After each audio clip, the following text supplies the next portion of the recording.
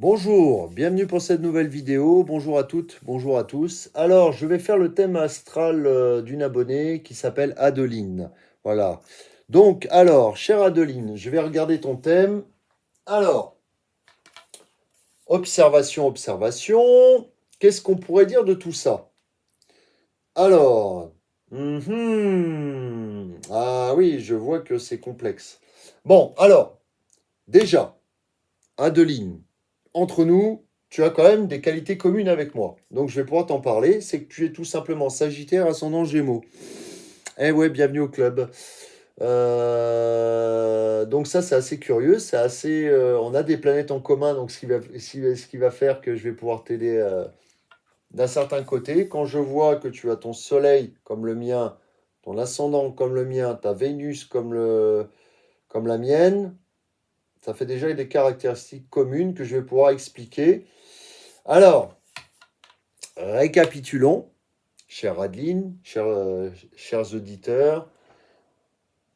Je vais commencer donc par le Sagittaire, non, par le Gémeaux. Donc on te perçoit comme une femme Gémeaux. Une femme très sociable, très séduisante, très communicative, qui passe partout, qui parle facilement. Tiens, j'ai pas regardé si ton Pluton tapait sur ton ascendant. Non, non, par contre, il ne tape pas sur ton ascendant. Alors, voilà, communicative, rigolote, une femme rigolote, une femme, je pense, qui a pas mal d'humour, hein, parce qu'en général, les Sagittaires ascendant Gémeaux, qui pourraient, même d'ailleurs, tu pourrais faire comme moi, tout à fait, concevoir des vidéos, c'est tout à fait possible, parce que les médias peuvent intéresser le Sagittaire ascendant Gémeaux. C'est quand même deux signes qui apparaissent souvent dans les médias. Donc, alors, euh, on te voit voilà comme une communicante. J'essaye, hein, excusez-moi, des fois, je me rends pas compte, mais je fais des vidéos. Là, j'enchaîne deux vidéos. Alors, euh, ça fatigue, mais je suis déterminé et je vais mettre mon Mars en action, mes amis. Alors, ensuite, donc le Gémeaux, c'est intellectuel, aérien, social. Euh,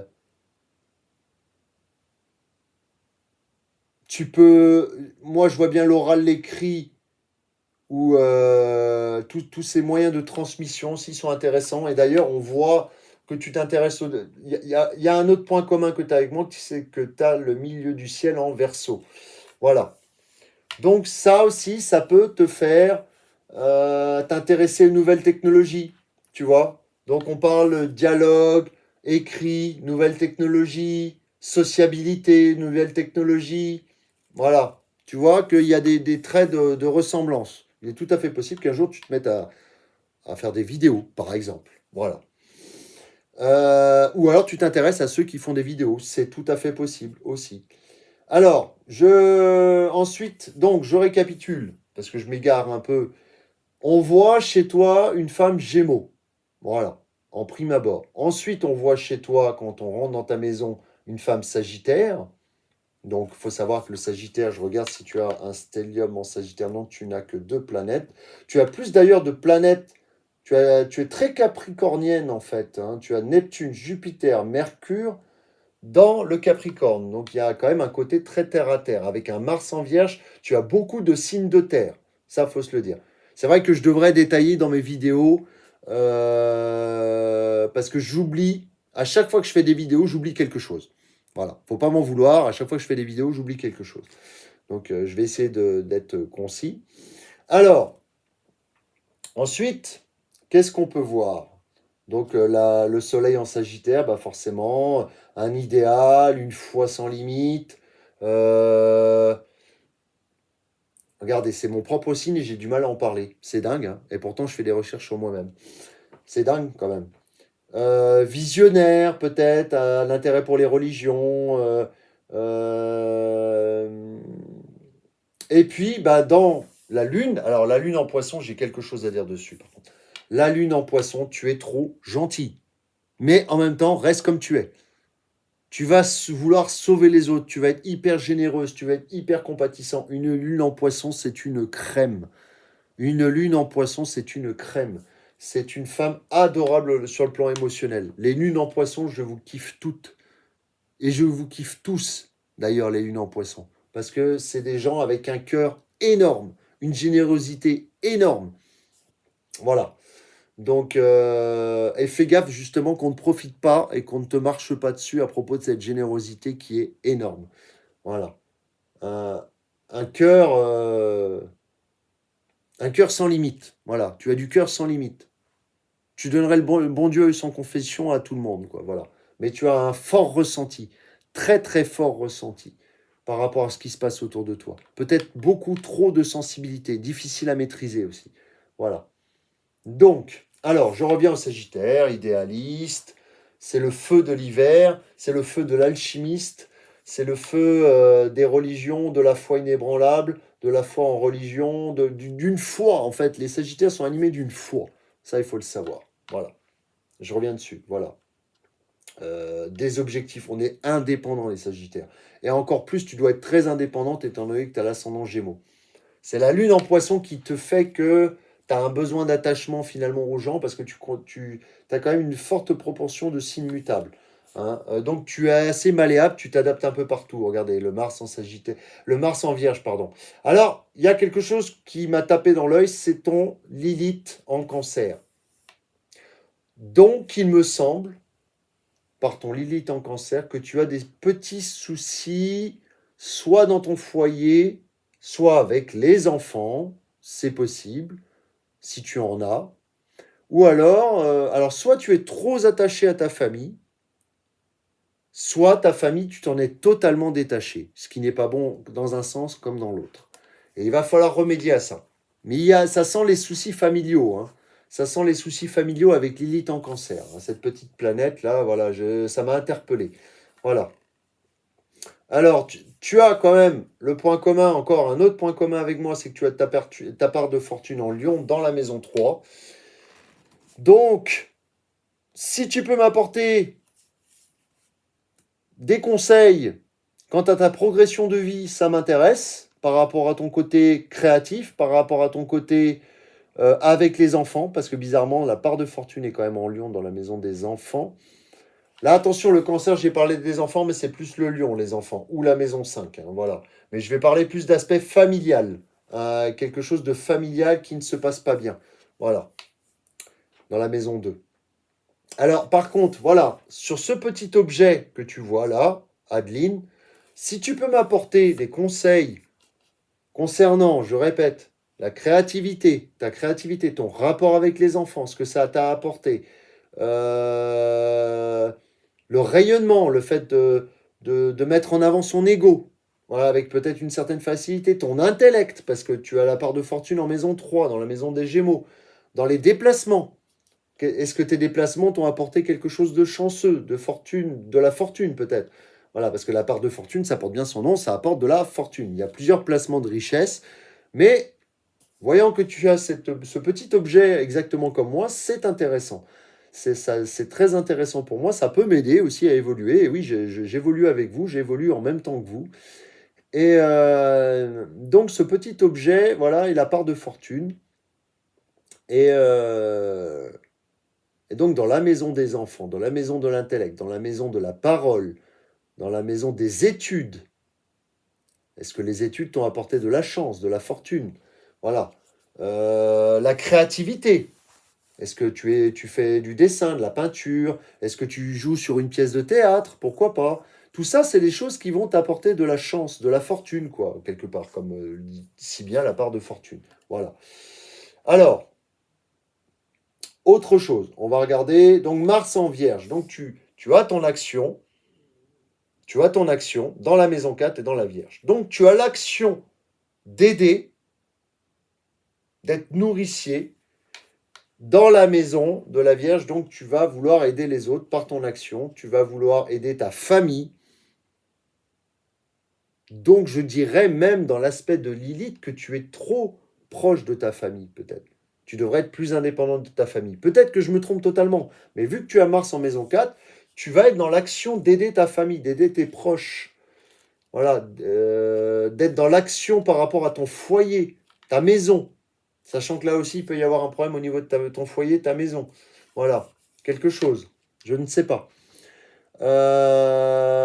Action d'aider les autres. Ah, pardon, petit problème de manette, et je l'ai encore foutu là-bas comme un couillon. Voilà, hop, on va la ramener ici. Alors, action d'aider les autres. Et je regarde ton Mars. Ah, opposition à Saturne, d'accord. Ouais, donc tu vois que on va te demander du temps. Ah, tu es très martienne en fait, hein. Tu es très très martienne. Tu es un peu comme moi là-dessus. Peut-être es-tu sportive. Ça, c'est une question que je me pose. Tu es peut-être sportive. Parce que Mars en Vierge, comme je l'ai vu précédemment dans un autre thème, c'est les sportifs. Peut-être que tu es addict au sport. Peut-être que tu mets ton action dans ta dépense d'énergie dans le sport. Tu mets ton action dans l'analyse. Tu mets ton action dans l'aide aux autres. Hein, parce que le thème précédent, justement, avait aussi Mars en Vierge. Pas dans la même maison. Mais quand même. Action par rapport à des choses liquides. Voilà. Parce que la maison 4, c'est la maison aussi de l'eau. Peut-être l'eau te ressource. Peut-être que l'eau te ressource, ouais. L'action de nourrir les autres. Voilà. Parce que le cancer, c'est un signe nourricier. Et la Vierge, c'est rendre service. Donc, rendre service avec la nourriture, protéger les autres. Tu te bats. En tout cas, tu te bats pour ta famille, pour les autres. Tu as une forte énergie et voire même tu fais du sport. Et tu adores le sport. Voilà. Je regarde, tu as un Mars-Neptune. Donc, ça va te donner peut-être une certaine addiction pour le sport. Ah ouais, tu as un Mars-Neptune. Je viens de voir là, tu as un Mars-Neptune comme moi aussi avec un aspect. Toi, c'est un aspect de trigone. Un aspect de trigone, j'en parlais tout à l'heure d'ailleurs du Mars-Neptune. Et Mars-Neptune, ça va être l'action par rapport à l'eau. Peut-être es-tu une ancienne nageuse, par exemple, c'est tout à fait possible. Hein, ou alors une ancienne pêcheuse, où tu adores la pêche, tu adores le milieu aquatique. Tu as aussi peut-être une capacité dans le magnétisme, dans le soin des gens. Ce qui montre Mars en Vierge. Mars en Vierge, l'action de soigner, de guérir avec Neptune par le magnétisme et par les liquides. Voilà. On voit qu'il y a quelque chose là-dessus.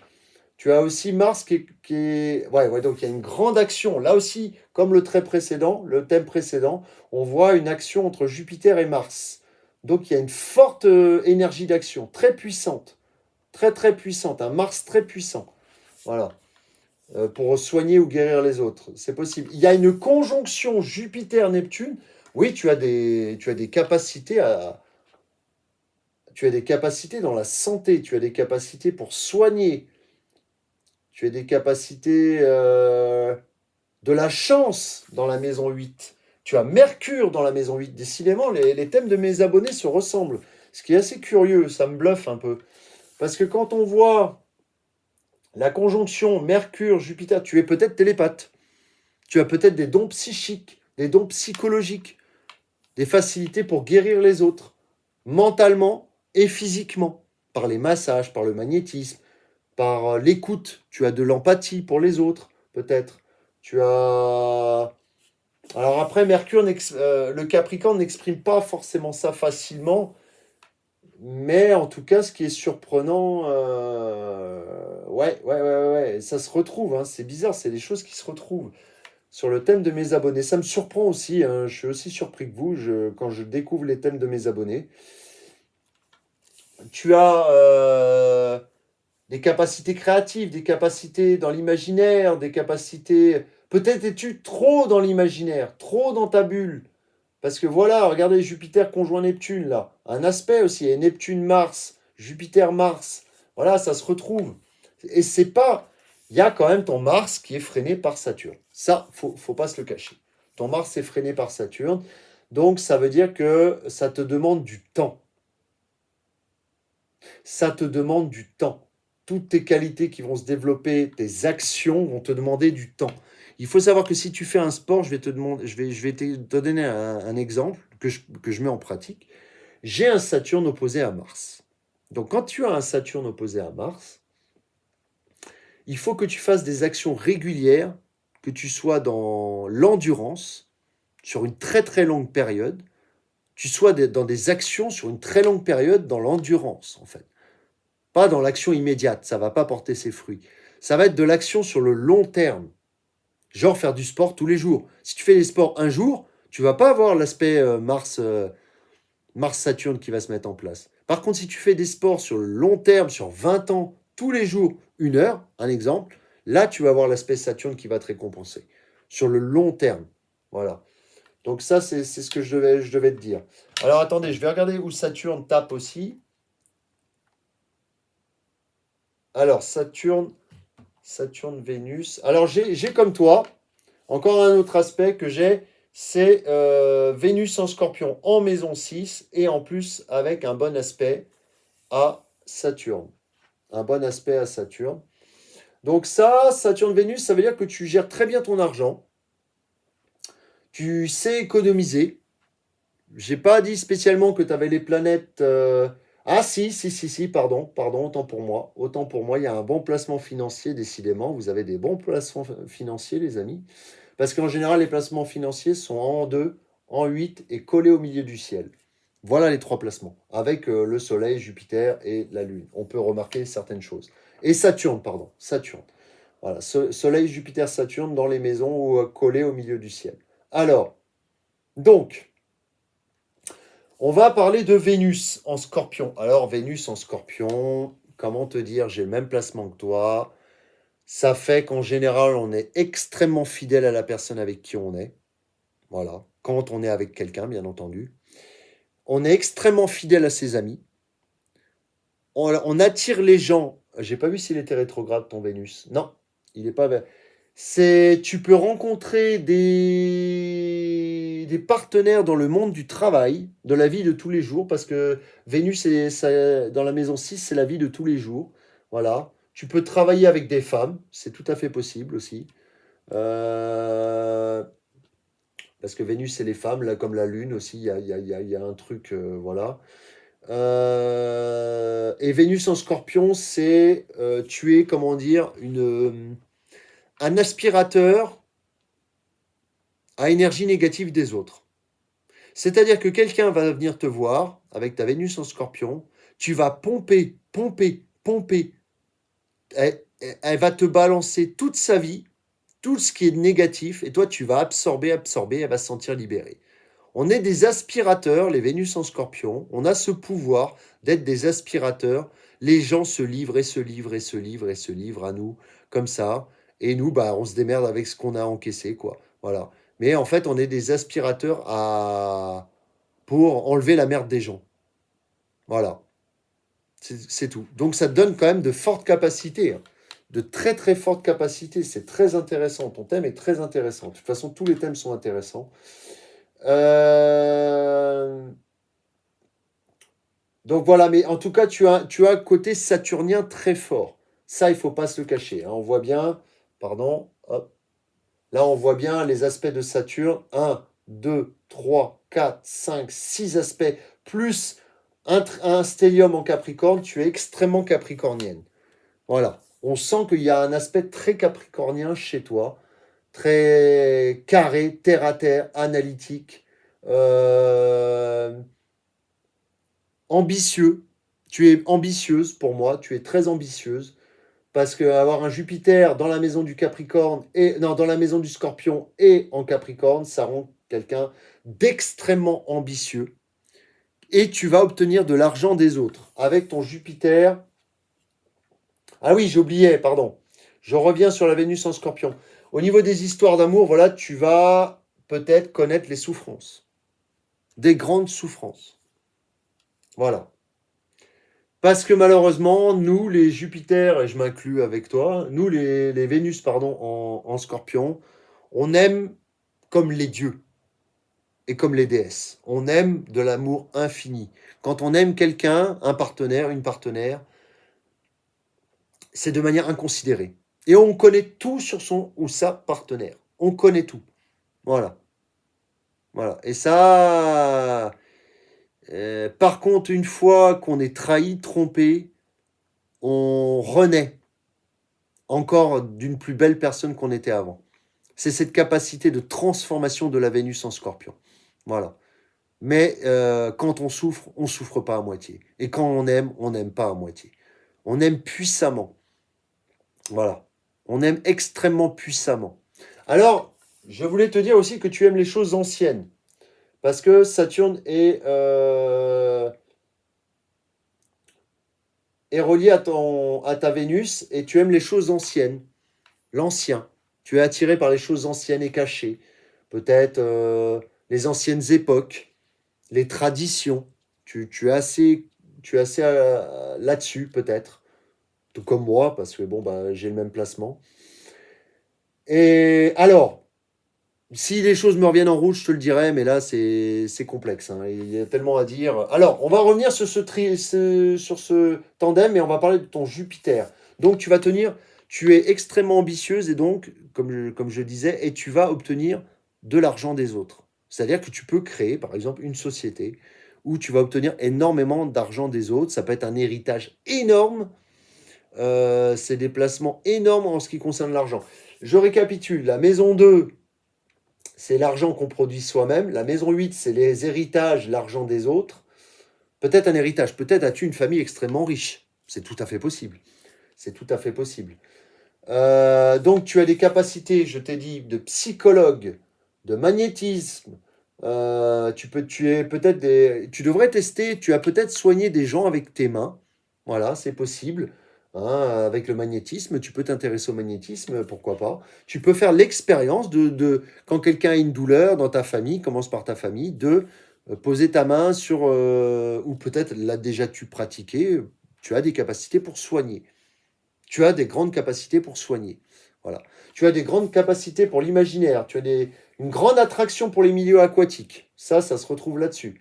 Hein, autant Mars, Neptune, mais Jupiter, Neptune, tu as vraiment tout ce qui est l'imaginaire, la créativité, les illusions, je dirais même les paradis artificiels, parce que des addictions, tu as de grandes addictions, peut-être.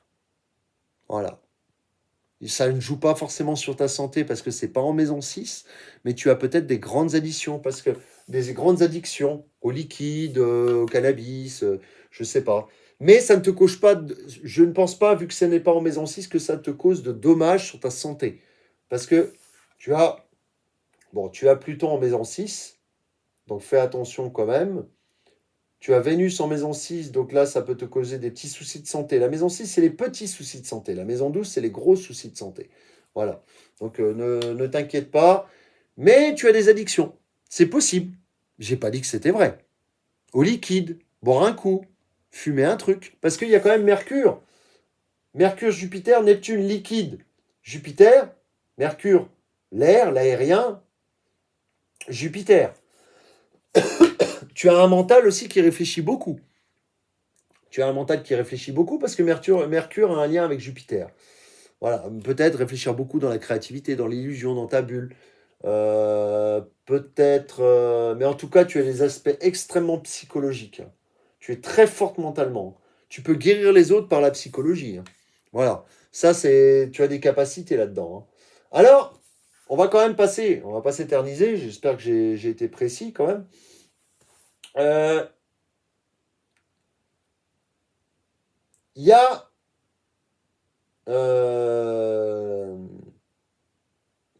Uranus, quand même, qui est dans la maison de l'originalité, qui est d'ailleurs dans la maison du Verseau.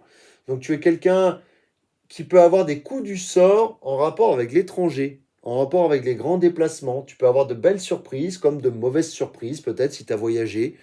Tu as eu des surprises, des choses dont tu t'y attendais pas. Voilà, c'est possible, dans les grands déplacements. Et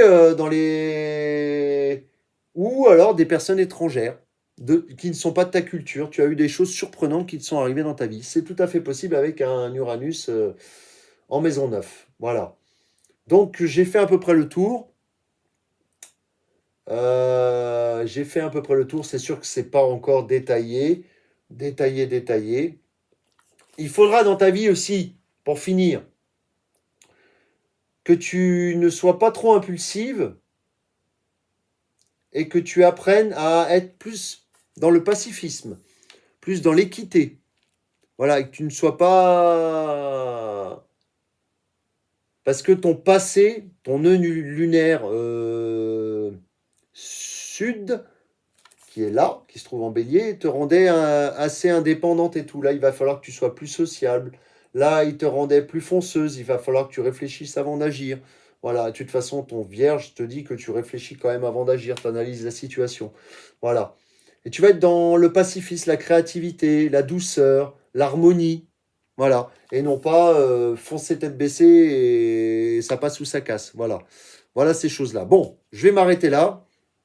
Et je vous dis à bientôt pour une prochaine vidéo. Au revoir.